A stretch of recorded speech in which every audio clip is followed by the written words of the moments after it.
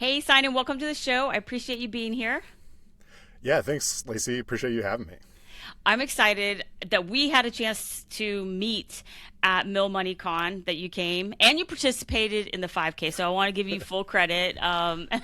That's a big part if you show up early to do that. But I loved hearing about what you're building and thought it would be great for the show. So I kind of wanted to kick it off with, when you left, you were Navy, correct? Correct. I'm not going to hold that against you. Just kidding. But when you left the Navy, did you have a clear plan for what's next? Because you went into banking, correct? Like it was, and then now you are a founder. So tell me like how that plant went down. Yeah, I definitely didn't have a plan to start a company straight out of the military, and I would actually probably advise people against that. I started out working at a big bank in a more of a financial advisor type role. And I feel like that was a good fit because, it kind of gets your feet underneath you. And the bank I went to actually had a really great military transition program. So they recruit a lot of, military folks coming straight out who don't really know what they want to do next. And so I kind of had an internship that was about 8 weeks long where I got to know a lot about the bank and how they work with clients and was there for about 4 years. I think it was kind of, a good balance in terms of, getting those sales skills that you don't really have coming out of the military and, learning a lot about the markets and, all the various financial products that can be offered to clients. But towards the end of my time there, I kind of realized there was probably a better way to do it. And there was, a lot of white space out there in terms of, things that weren't really operating super efficiently, ways to do it better and kind of, get out there and start our own thing, which was obviously very daunting. But I think, because I had that 4 years in between the military and actually, starting a company, I think that was like really helpful just to kind of get, my feet underneath me and kind of know what was going on first before ever making that leap. For comparison, what did you do in the Navy? Because I feel like it's not in line with that. Yeah, I was a submarine officer, so I spent about 2 years doing training on nuclear power plants and going to nuclear power school, and so that was very engineering heavy, and going from that engineering heavy environment to a very sales focused, markets focused environment is a pretty big shift. Um, I did, get my master's in the meantime when I was still in the Navy. And so that kind of helped a little bit to kind of, see what I wanted to do next and learn more about the markets and finance and things like that. So I think the transition is never going to be super smooth, but, I think during that first year, it's a quick ramp up, leaving the military. But there was a lot of good, training programs. And I think a lot of the banks or other big companies out there have really good transition programs that kind of guide people and give them the skills necessary to succeed. Like, I don't think they're going to, just throw you in the deep end without any guidance. So I was really thankful for that part. That's a good point that I don't think I've really thought about. Because if you said like, hey, you're going to go into banking when you get out of the military, a lot of people are like, would think like, I don't want to do that. Like, I don't want that to be my next career. But if you really think of it as a stepping stone, all the things you mentioned, you got a lot out of that experience that you were able to leverage to what you have built now.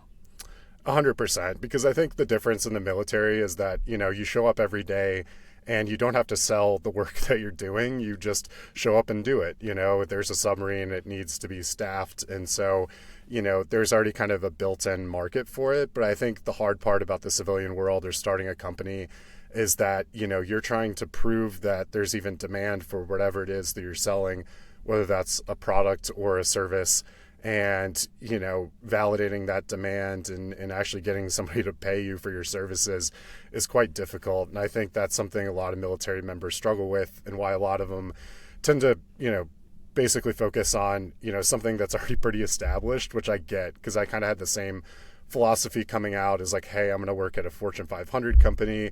I show up to work every day. I kind of know what I'm doing. And there's like pretty rigid left and right limits there. But I do think that, anybody can make that shift. Like, you're not limited in what you can do leaving the military. And, if you did have an engineering background, or let's say you were a pilot or something, it doesn't mean you have to be a pilot in the civilian world. Yes. In fact, you would be breaking the mold. You know, if you meet somebody like, I used to be a pilot, but I'm this now, it's like, wow, like it's surprising you didn't go to the airlines. Or 100%. I recently met a few people like that, and I was like, I'm interested to hear why you chose not to stay on that path, because you think about how much time goes into Hmm. becoming a pilot, of the education, training, not to mention medical appointments, all of that stuff, and then not to stick with it. So I think that's a good point. When you went into private banking, were there any experiences that you had? What did it teach you about money and like dealing with clients and maybe the financial industry as a whole? Yeah, I think that, one of the things that's kind of unique is, dealing with people that are in the, call it top 1% of America in terms of wealth. That was something I didn't have a ton of experience with. So seeing that their problems are not the same as the rest of our problems, so I trust really complex trust and estate planning. Like that was something I didn't have a ton of experience with. Really complex life insurance policies, multi-generational, trusts that essentially can provide for your family, over, decades or hundreds of years. And then also unique investment opportunities. So seeing, their access to alternative investments like venture capital or private equity wasn't something that I had ever dabbled in. And don't have the money for it. And so I think their problems are very different, how they approach things. So like, for example, you know, when somebody is going to fund something and they have a lot of money, a lot of the times they're just using a line of credit as opposed to selling stocks or bonds in order to fund a large purchase. And, again, not something I was super familiar with, but it makes a ton of sense. So if you're, Elon Musk and you're going to, spend a bunch of money to acquire a company, you can have, instead of selling a bunch of Tesla shares, you can just use a line of credit against the Tesla shares as collateral to, essentially go out and fund some of these purchases. So I think, seeing that experience, getting exposed to people who have been successful and, done a lot of cool things in their careers, whether they were executives or business owners, I think that kind of piques my interest a lot and made me want to start a company and not necessarily just, be on the other side of the table of that. Man, I'm almost a little bit jealous because that would be really cool to be around. Like just the stuff you pick up from meetings or talking with people, like there you probably there's just a wealth of information, and too, like you're saying, gets you inspired for something bigger for yourself. 100%. Yeah. And there was, some really interesting clients I got to work with, and had the benefit and probably never would have met otherwise. For instance, like a hedge fund manager who ran a long short strategy at, a really, popular hedge fund. And just hearing his take on the market was very different, and seeing what they do in terms of due diligence, how they look at companies, how they think about the market more broadly. I mean, those are the kind of things that you just can't learn in a textbook, and you kind of have to talk to the right people in order to see, what their take is and how they got to where they got to. This interview is not going the way I planned because all the things you're saying are making my mind run wild of just I think because I have young sons, getting ready to kind of go out into the world, and of all the things you could do, college, military service, just working, trades, all of these things, but you never think, like, I've never really thought about the world you were in, just how like great exposure that is, one, to the education and experience, but also your network. Like, so just, I mean, I would think even just filing paperwork around that area would be like really a big bonus. So just fascinating and inspiring to think of you. I mean, 4 years doing that, probably didn't realize what all you were going to get out of it. And I mean, or maybe I'm just the one that's like, wow, I wouldn't have realized that.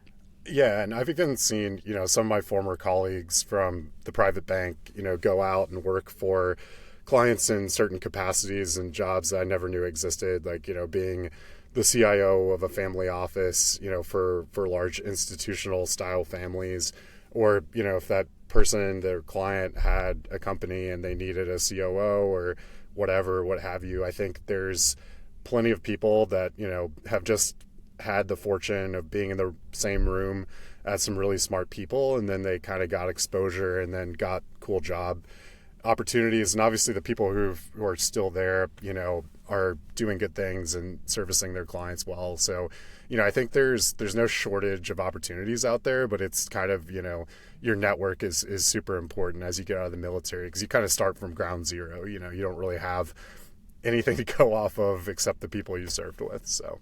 Yeah, but it really, what you're saying, I mean, just the sky's the limit. Like if you could get yourself out there and get started, it doesn't have to be like all mapped out perfectly, but get started in something that could be a springboard.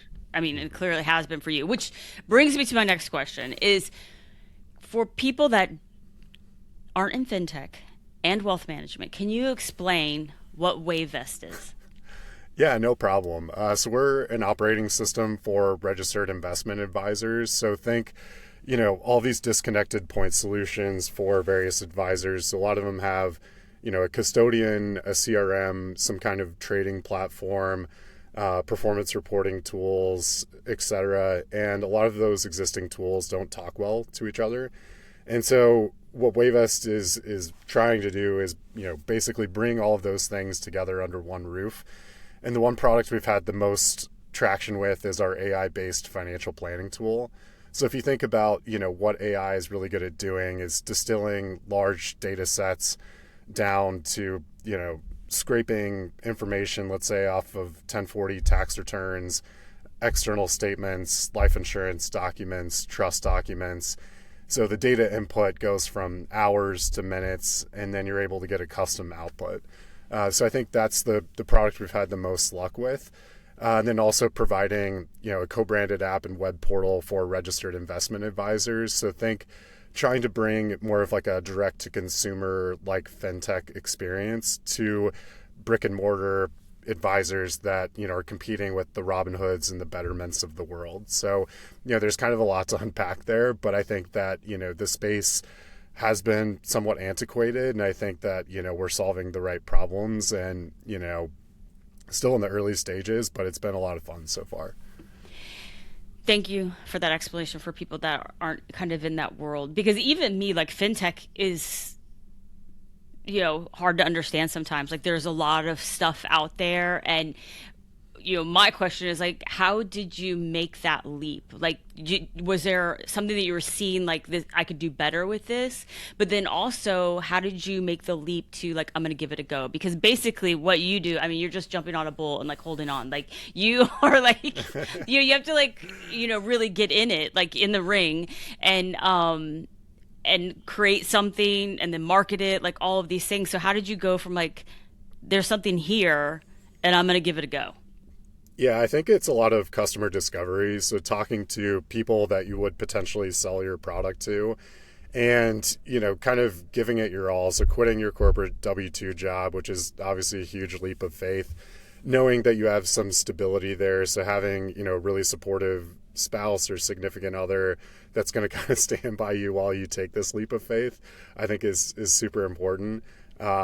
Having the right co-founder or founders is super helpful because you have to have somebody else to take the journey with you. I think no one can really do it themselves. I think some people try to and it could work out, but it's a lot better if you have, people that are on the same page as you in terms of, going all in to try and solve a problem. But I think by doing the customer discovery process, so talking to a lot of existing RIAs, finding their pain points and then seeing how we could potentially solve that and saying, hey, if you built X, Y, and Z, that's something I would pay for and that's something I'd be very interested in. So I think, we kind of hit on two major pain points. So one of which is that swivel chair problem I kind of alluded to earlier where, people have all of these various point solutions like their CRM or their custodian or their trading platform or their performance reporting tool, and none of those things talk well to each other. So trying to solve that problem.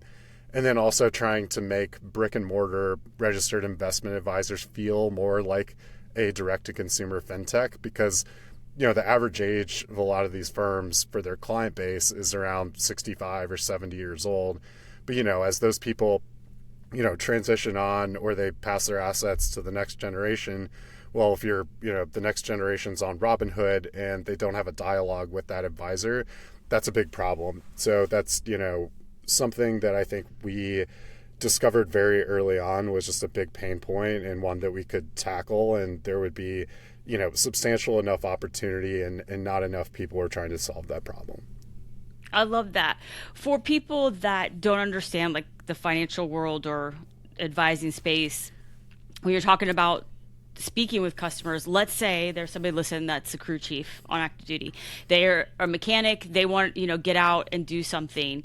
Or maybe they're already out and they're working for somebody else. Like how can they use, how can you apply what you're saying to like kind of that career field?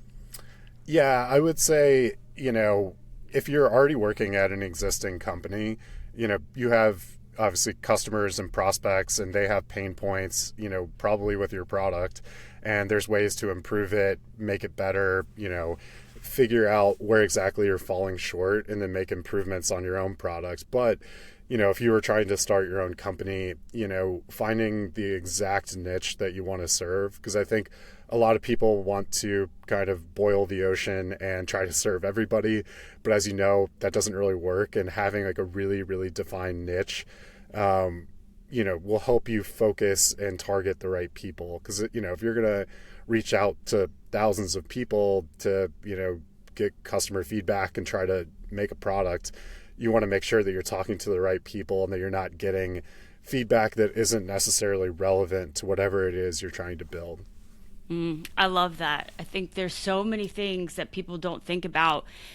The careers that they have in the military. Like you're not doing exactly what you did, but you said you came.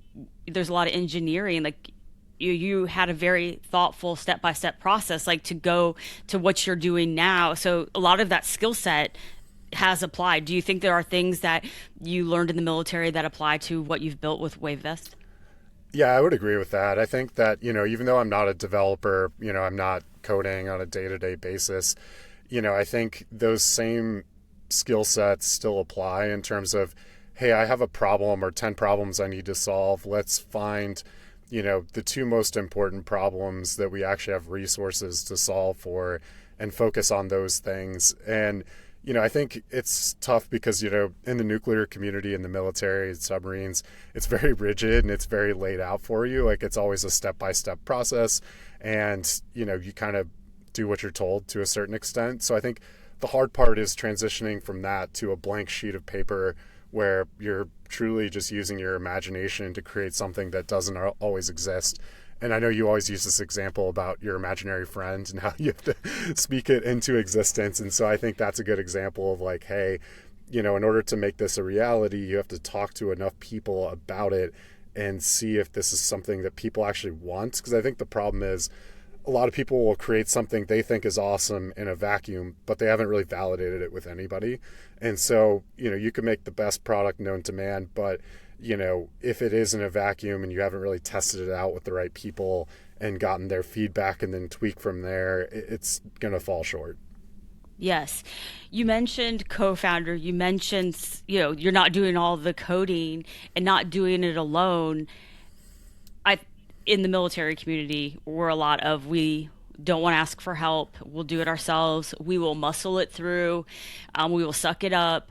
But what's your advice for people for finding the right people to help them and then trusting and building a relationship? Because I would think like that's like your baby, like you're really building something out of thin air. How do you find the right people for that? Yeah, I was fortunate enough with my co-founder that we had previously worked together. So, I kind of already knew his skill set, very talented in terms of, sales and operations, and had, a decade of experience in the wealth management space. So I knew, he had the chops and, the drive. I think, he was a former pro athlete, a former pro soccer player.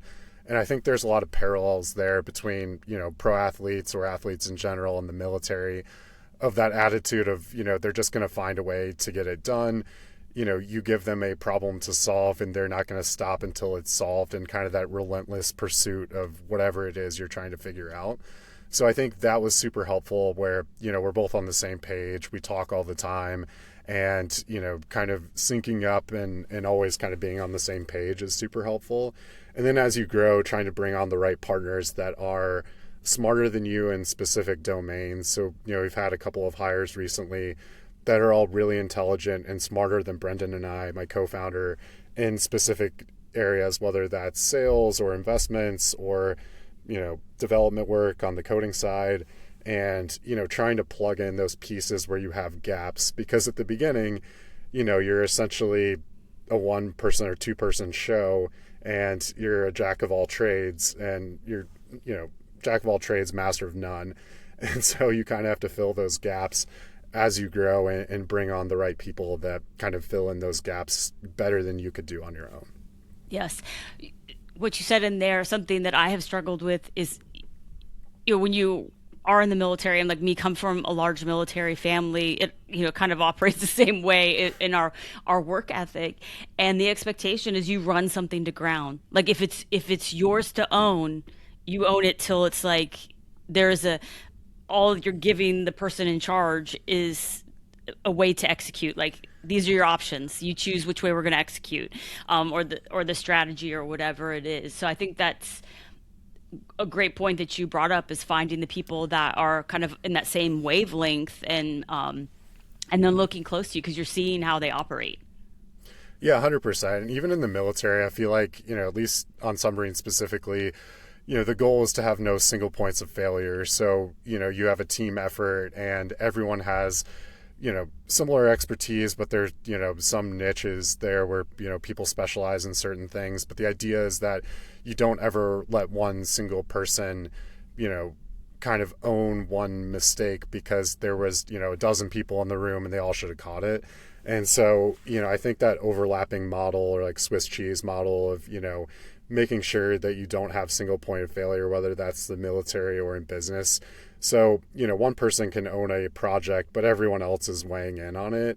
So they're not completely alone. Because I think, if you do something solo, again, in a vacuum, like, you have a higher probability of making mistakes. And the goal is to obviously minimize that. Yes, that's a really great point. And also, too, just building a great team and people that are fans of you and what you're doing. If there's a failure and it's all put on them, then it's like, hey, like you guys thought about this too. Yeah. So that's a great point to keep, for retention and, getting good team members and keeping them. You mentioned my favorite thing about starting a business, that's your imaginary friend. When did Wavvest feel real for you? Like, was there a moment when you're like, okay, now it's a real boy? Like, it's not Pinocchio anymore. It's Yeah, I feel like it was probably the first paying customer. So when somebody was willing to not only try our software, but pay us some amount of money to use it, I think that, kind of changes a lot of things, and, makes you feel like the work and the effort you put in, and then, getting feedback from, those people's clients. So we're, B to B to C. And so, their clients come back with good feedback, or saying, this plan that I generated using Wavvest really helped me, or the advisor says it helped me win new business. All of those things started to make it feel more real. And then, getting noticed or traction from, other providers in the industry, whether that's, vendors or potential partners that you can work with. A lot of people have been doing this a lot longer than we have. And I think getting people like that to say, hey, I think you're onto something, and this is a problem that actually needs solving, I think that started to make us feel a whole lot better, for sure. Yes, I love that. For me, with MILMO, the time it felt real was when somebody bought a ticket that I didn't know. Yeah. I was like, oh my goodness, like, it's happening.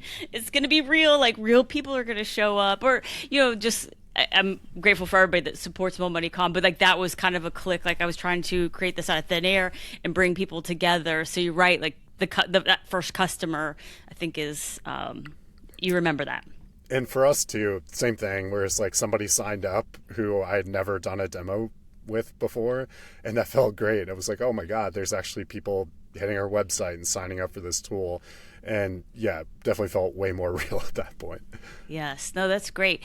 For people that are listening, because technology seems to be the way the world is moving, with AI, what was harder than you expected with starting a technology company? Like some words of wisdom for people that might want to do something like that, whether they're still on active duty or they're separated or retired.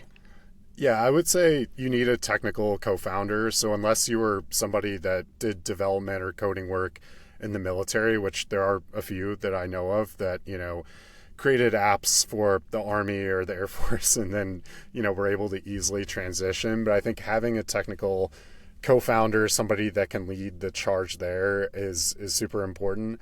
And I think also being willing to pivot. So, you have this idea in your head, but as technology is changing so rapidly, you have to be willing to adjust course slightly, as things are coming out. Because, what if one of the companies, AI model foundational companies comes out with, something that's going to, compete directly with your product or something like that. I think you have to be willing to pivot and make adjustments on the business side when you see those competitive forces kind of shifting.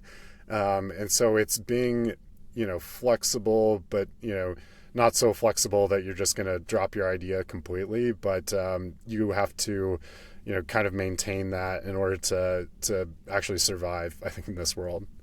Yes, that's actually good. It leads to my next question is how do you know when to keep pushing forward, when you need to adjust or quit? Like, I don't know if you're, in that position where you've had that thought, like, I want to quit this thing, or like, I, wanted to start it this way, but nobody's going to pay for that. So what's your advice for people on that? Yeah, the biggest way to figure it out is just through customer feedback. So, knowing, hey, I've created these two tools, like, getting real feedback. They have hands on the tool and they're telling you exactly what works and what doesn't work.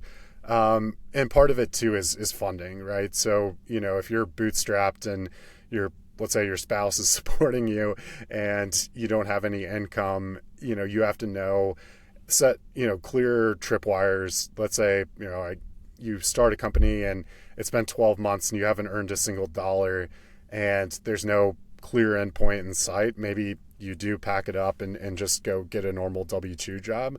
Another way for us is, monitoring burn rate very closely. So, we've raised venture capital money, but seeing, how far, based on our current budget, how far that gets us and what milestones we need to hit in order to either make it to the next stage or double down on one specific part of the business or cut something that isn't working. And so, you can see it in the numbers as you go further along.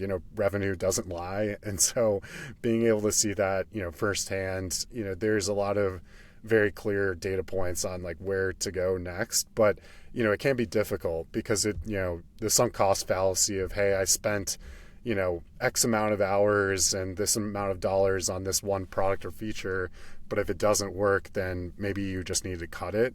And that can feel, counterproductive if you've spent a lot of time and money and energy and effort on it. But I think we've been flexible enough to kind of realize when we've hit some of those points and made difficult decisions to kind of move forward. I love that. Were there any like events or in-person networking? Like, I know that there are incubators, like where you can go and like start to kind of get involved in this startup world, because even me that has started a business, that's a whole different world. And if you are wanting to maybe build an app or build some type of technology, where should people go to start like getting connected and starting to learn the playing field? Yeah, there's a lot of different startup networking events out there. So, whether that's people who are already, started a company and are looking for fundraising where, VCs and startup founders can connect. I know in the Bay Area, specifically in New York City, is probably a close second. There's pretty good veteran group networks. I'm based in Chicago, so I'm a little bit outside of that scene, but I do know that there's good groups of military veterans that are all trying to solve problems and, can connect and ask for advice on people who have either started companies or VCs that know what it takes to kind of get to that next level. But I would say a lot of the incubators out there are really good. Like, we never did one, but Y Combinator, Bunker Labs has a lot of help and support. Hivers and Strivers, PenFed Foundation. There's a bunch out there that are dedicated just to military veterans. And so I think for, people that are looking for just a starting point, just find a veteran-based startup, meetup, whether that's, you have to fly to San Francisco or move to San Francisco to do it, or just in your local area. Because I think that's probably the best starting point to get advice from people who have already done it, and they can kind of steer you in the right direction so you're not just completely starting from scratch. Yes. What is your advice for people on the fact of thinking it and then doing it? Because sometimes people get into the analysis paralysis, especially in business where you have to start putting some money on the line. Like you're saying, like, yeah, get a plane ticket, go to an incubator in San Francisco, or, do something because it's an investment in what you want to do. But, what's your advice for people? Because I have met a lot of people that keep talking a good game. It's like, yeah, it's still like working on that, still going to do it. And, and also I'm guilty of that. Like I'm going to do MILMO Meet, like an in-person thing. And I've been talking about it for a while, but still haven't done it. So like, what's your advice for people? Like, go for it or don't? Yeah, I think a lot of people probably won't want to hear this, but I think you do need to quit your W-2 job if you're going to truly make that leap of faith of, hey, I vibe coded something in Claude and I think it's awesome and I really want to run this to ground. But I think as long as you have that safety net of, I've got my stable salary, you're probably going to be less likely to run it all the way through. And so I think that's part of it. But I think setting, clear timelines in your head of like, hey, I'm going to quit my job on this day. And, I'm going to talk to 100 potential customers. And if in 12 months I don't have a paying customer, then that's my kind of go, no-go criteria of whether I'm going to continue this thing. But I do think as long as you're focused on other things, there's no way you're going to be successful enough because, there's 1,000 other people out there trying to do the same thing at the same time. So, if you don't, the expression, like burn the boats of like, hey, you showed up and, you want to make this happen, but if you don't devote your entire effort and being into it, then it's never going to exist. I really love that, but I want to give full disclosure. The financial coach in me is like, oh my gosh, like that is, it's true. I see that now because it's taken me so long to build what I have because I wasn't in it full time, stay at home mom, that was the priority. But I can see like if I had gone all in and there was no other like income or whatever, you get focused because you can't use your free time to like worry about other little things. It's like, no, like if I don't do this, if I don't get a paying client, like I am not gonna, get paid, or this isn't gonna succeed. So I do think that is like, if you're in, like, and go for it, but you do have to prepare for it. Yeah. And I think, setting like clear, manageable milestones for yourself to make it seem less daunting is super helpful. So, if you think about starting a company as like climbing Everest, if you look to the top of the mountain, it's going to be really difficult to get up there. And so you kind of have to focus on one thing at a time. So, one meeting at a time. I think for us, we would, reach out to new people, 100 new people a week. And that was just the milestone that my co-founder and I set for ourselves internally. And then we would always challenge ourselves to do more. So it's like, oh, I hit 200 last week and got a dozen meetings. Let's double that, And so I think having somebody to hold yourself accountable and setting clear milestones, because, I think like anything in the military, if you look at, an entire deployment, it's very daunting. But if you break it out into just the next mission or the next push-up or whatever it is you're doing, I think it just makes it easier to kind of actually have success because, it's just really hard if you look at, the forest as opposed to just the trees. Yes, I totally agree with that. It's hard because I always say that like, if I knew how much it would take to build a business, I don't know that I would have started. Like if somebody showed me how long I would be working, the hours, things I would miss out on, give up, just the pressure, that type of stuff, I would be like, no. But looking back, all those things, I'm like way better than when I started. I'm not the smartest person in the world, but it's like I've learned a lot and I have a lot more confidence, and also I'm a lot tougher. Still have some work in that area to do, but it's like, no, I'm a little firmer and it doesn't hurt as bad as it did in the beginning. Like every little mess up or slight was devastating in business. Now it's like, okay, well, There's been worse. Yeah, and I think that's how people learn, right? Is learning from failures. So I think the ability to, when you first start out, you're probably going to fail 99 times out of 100. But I think as long as you learn from those failures and you take some data points away from it. So when people would tell us no on, a sales call or a demo, we'd always ask, okay, well, what are the things that would get you to a yes? Or if we had X, Y, and Z connections or integrations, or if you had this feature within the product set, like would that actually get you to a yes? Or if I charged you, $150 as opposed to $199, would that get you to a yes? So I think all of those little failures are, things that will make you better over time. But I think most people will quit after, hearing no 20 times or 100 times, and really you probably need to hear no 1,000 times before you're really going to have any success. Yeah, I get a lot of no's, and people don't get it. Like the things they see publicly, there's been like 1,000 things that you never saw that didn't work out.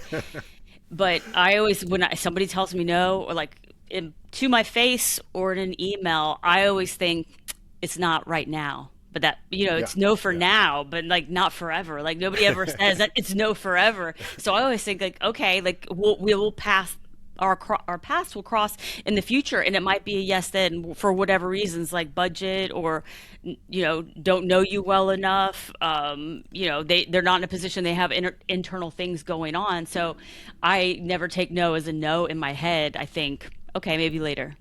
yeah. And we've seen that quite a bit too, where there was people initially that said no to us that came back 12 months, 18 months later and became paying customers or investors or what have you. And so to your point about never shutting any door completely, I think that's super helpful, because I've had, people go dark for long periods of time and you really don't know what's going on in their life either. Like they could be, they could have been going through a divorce or lost a significant other, or their business is being bought or sold, or there's like a million different things. And so I think the persistence there, and when people do shut the door, it's usually not a no forever, like you said. Yes. So I want to ask you kind of two pushed in questions, and then we'll kind of wrap things up. But I want to know your thoughts on all the work that you've done and also serving in the military. What's your advice for service members on building wealth while they're still on active duty? And then also kind of in there is what do you think about the importance of building up some wealth and some savings if you want to build something after military service? Like if you want to quit your W-2 job, like how can people start preparing for that? Yeah, I think the most obvious is, living within your means, because I think a lot of people, they get that promotion from, E5 to E6 or, O2 to O3, and whatever, the increase in salary is, they're just spending all that money on a new car or a vacation or what have you. So I think having clear savings goals in terms of like, hey, I'm going to put this much away in my TSP, or invest this much in my taxable accounts. I think one thing I didn't fully appreciate though was, the ability to access money if you're going to start a business. So, once you put it into the retirement account, you're not going to touch it for a long period of time. And same with, a down payment on a house, like it's locked up in the house for the most part, unless you do a HELOC.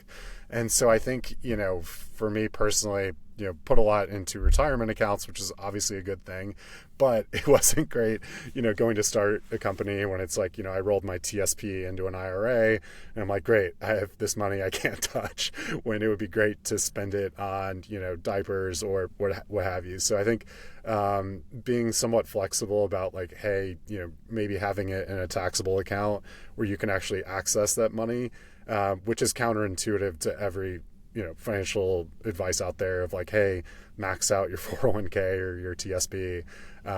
So don't, take my advice with a grain of salt for sure. Yeah. But that's the thing is if that's your choice, like you're going to start a business, like it's risk. And Yeah. so that's why I asked that question is like, because a lot of people are thinking about it while they're on active duty. Is like, I don't want to go work for somebody else. I have really great ideas, or they have a tool that they know that could be sold to the military and used, or whatever it is. They're already starting that. But a lot of people miss the part of like, you have to financially prepare because this is going to be a hike up Everest and you're going to need some cash flow for that.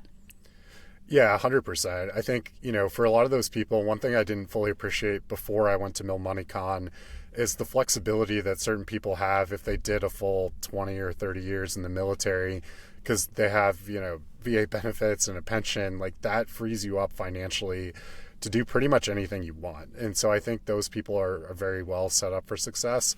I got out after 7 years, and so, my path wasn't exactly the same. But I think that kind of goes back to figuring out what your personal runway is, how long you could sustain yourself. Because, I mean, we basically had, I had 18 months with no paycheck. And so, all of the money was going into the business. And it really only worked because I had a supportive spouse and zero interest credit cards that didn't require payment for 18 months. So, Yes. again, really bad financial advice for any of your listeners. But Right. But yeah, that's why I'm saying start saving now, and then yes, you yeah, won't have, because I can imagine, and even just saying all that is an understatement of the world, is like, I can imagine that was stressful for you because also you didn't have medical benefits probably for your whole family, and your spouse is supportive, but it's also like bills have to get paid, food has yes. to be on the table.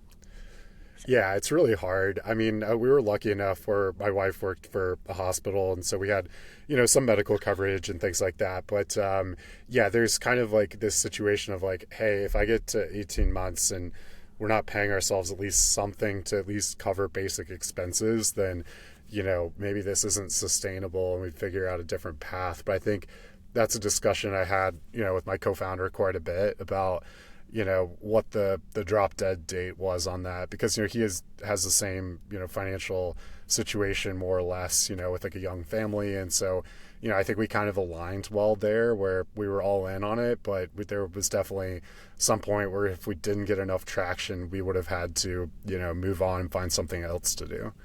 Yes. Well, I love that. Thank you for answering that. I want to switch gears real quick now and ask you a question that I ask everybody. First off, what is one resource or tool that makes your life or your work easier? Yeah, I know you said no AI tools, so I'll leave those, because that's the easy answer right now. But I would say I won't name the name of this specific product, but there's a lot out there like this where you can find marketing databases that essentially will allow you to narrow the specific client you're looking for. And so, if I want to find every financial advisor within a 50-mile radius of Chicago that, fits a certain demographic and like our ICP, I can use this tool to, pull all of their information. Usually it has email addresses, phone numbers, things like that. So I think, it's not expected that you would know how to find all of that information, but I think spending the money on some of these databases for potential customers can be super helpful. Okay. Do you have like a favorite? I do. Yeah. We use a tool called Advisor Pro that I think has been pretty good. I've heard of Um, that. Yes, I've heard of yeah. that. Yeah. And so essentially, narrowing the search, seeing, who's hitting our website, all of those things is super helpful to, if I'm going to do, I still do cold outreach to this day. And, we obviously get a lot more referrals and inbounds and things like that. But I think the ability to focus and like hone in on exactly the person we're trying to find has been, super helpful in terms of just, cutting down on the amount of time I would have to go, try to scrape emails from the internet myself. Yes. Okay. Well, I'll be sure to link to that in the show notes for everybody. What is your favorite book right now or your favorite book of all time? Favorite book of all time is The Count of Monte Cristo. Great book. I mean, it's kind of a redemption story, goes to jail, on, false pretenses and, kind of gets out into the real world post, being in jail and has a lot of success and, discovers a lot of things about himself. But I think, obviously being in the military is not like being in jail, but, that idea of like, hey, I've been in the military, I've learned a lot of discipline from that. Like, how can I apply that to the real world and trying to figure that out? And so, yeah, just a great book. If anyone's never read it, highly recommend it. Yeah, that's a good one. I'll definitely link to that in the show notes. It's also mental fortitude. I feel like you get a lot of that Yes. in the military, and I can imagine surviving prison, it does require a lot of mental toughness. So, and then also planning. Yes. There's a lot of planning that went in Count of Monte Cristo for its future. And so those are good. All right. Now it is time for my favorite part of the podcast, which is game time. And today, in honor of your visit, we're going to play a new game that I've never played before. So it's called There I Was. So I want you to tell me a crazy or funny story from your military service, and I am the judge if it's win worthy. But if I say yes, it's win worthy, then you get bragging rights that you won game time on the MILMO Show, which is a big deal. Okay. Yeah, no, that's super helpful. Well, one that you're allowed to share publicly, yes, I guess. yeah. That's for sure. Yeah, there's a lot of stories that, kind of go through my head that probably aren't, safe for the show. But I would say, everybody kind of has one of these welcome to the military moments where you get thrown into the deep end. You don't really know what you're doing yet, and you're kind of trying to figure it out on the fly. Because I think what most people in the civilian world don't realize is, a lot of people before they join the military have never shot a gun, never jumped out of an airplane, flown an airplane, driven a submarine, etc. And so you learn all these things on the fly. And so, when you're going through the training pipeline, you don't really, you'll go through a simulator or work on a plant that's not exactly the same as the one that you're going to go to. So my welcome to the Navy or welcome to submarines moment was my first day on a sub. And so, I show up, I had just slept on a friend's couch in Hawaii, and we're going underway for 3 weeks. And so, I don't even know which way is forward, barely could find the submarine at the pier. So, don't really know what's going on. And, the first thing is they say, okay, we're leaving today. You're going to, stand in under instruction and you're going to start up the nuclear power plant. And then you're going to, shift to office of the deck under instruction and take us out to sea. And you're like, great, I've, started up a nuclear power plant on a different type of system. And, I've done simulators to drive a submarine, but never actually driven one. And so, you're put into this experience where, you're probably not ready. You probably wanted days to prepare. I had minutes or hours to prepare. So, I think being thrown into that where, you're on announcing circuits where everyone can hear you. And so it's your first impression, and you're either going to sound like an idiot or, probably flop and twitch to a certain extent. And so, going through this whole coordinated process to get the reactor plant started up, was just me scrambling through tech manuals to figure it out, because it's kind of a coordinated effort between, the reactor plant, electrical plant, and then all the mechanics that are out in the engineering spaces to get everything up and running. And so, needless to say, my hair was on fire and I, felt very uncomfortable the whole time, but we made it through. And then, shifting to office of the deck to, you have this huge submarine that's like a football field in length. And, you have these massive tugboats alongside, and, you're trying to kind of figure it out. But, through the whole process, they kind of like to throw you into the deep end and just see how you do.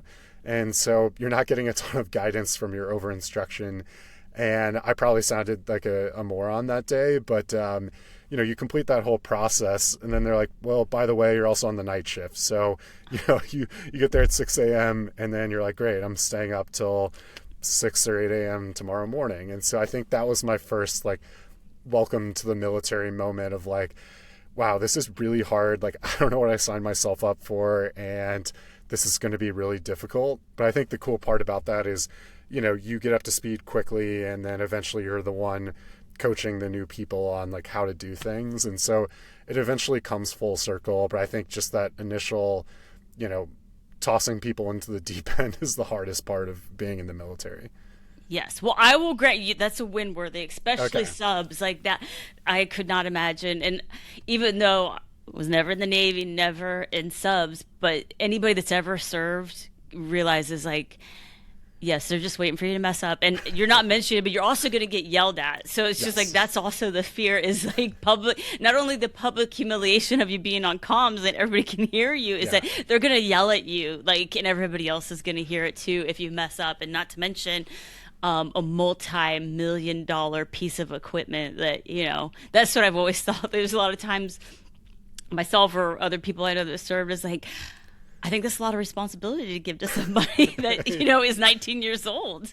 Are you sure you want me to be in charge of this? But it's you have to learn, and you do, but it's that pressure that helps you learn and succeed.